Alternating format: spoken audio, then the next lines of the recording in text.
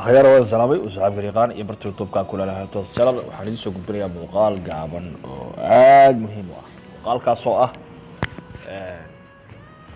sidoo la soconay bariyada waxaa jirtay hadal hayn ah in wax laga bedelayo WhatsApp-ka iyo maartay shuruucdiisa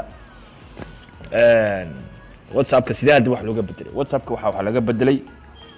privacy-ga waxa laga bedelay in maartay WhatsApp-kaaga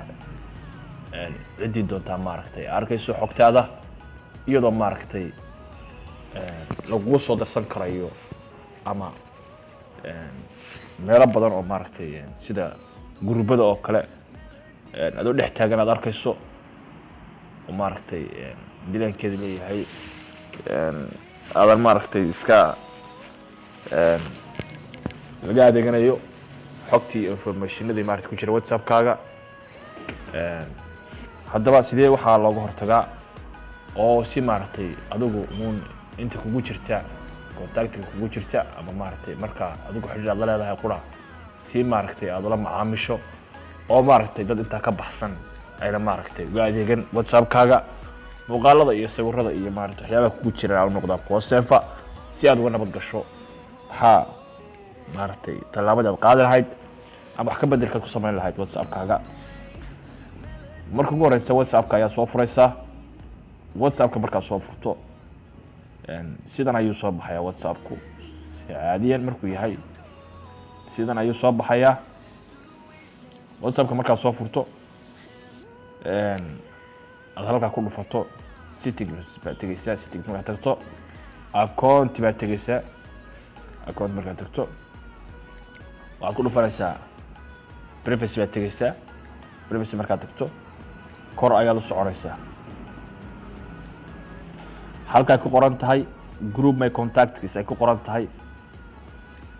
halka ayaa tagaysaa aad ku dhufanaysaa groups halka kor ku soo baxaysa wuxuu ku yiri how can I add me to group ku groupka marka waxa kugu soo darsan karaya cid kasta kugu dari karaysa xogahaaga iyo waxyaabahaaga maartay afaarahaaga iyo maartay waxaad ka hadlaysay iyo maartay muuqaalada sawiradaada iyo wax walba cid walba ayaa maartay marka iska maartay waxay sanaysaa marka haddaba xagee baad maartaysaa meesha ku qoran tahay halka waxa laga yaabaa hadda wuxuu ku joogaa everyone ku joogaa adiga everyone ku joogaa marka everyone markuu joogo waad ka tagaysaa waad ka soo degaysaa halka dhexe tagaysaa my contacts halka dhexe dadka marka qura macnaha dadka kugu soo darsaday macnaha xiriirka kula leh ama dadka group kugu soo daraya waa dad marka adiga telefoon kugu jira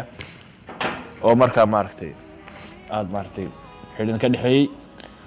marka si xogtaada ay u dhorsanaato gruubadan iyo meelaha la wareejinayeen maartay aad uga nabad gasho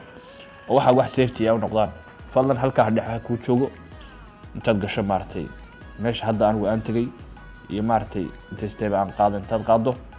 fadlan saad la socoto muuqaalada iyo sawirada aan soo galino si bulshada maartay uga faa'iideyno marka wixii maartay ku cusub maartay social media la soo galiyo ama isbedelka maartay application-nada fadlan subscribe share gare inuu gudbiyo dhalinyarada kale dadka la soo faa'iideystaan muuqaalkan wadna maadsantahay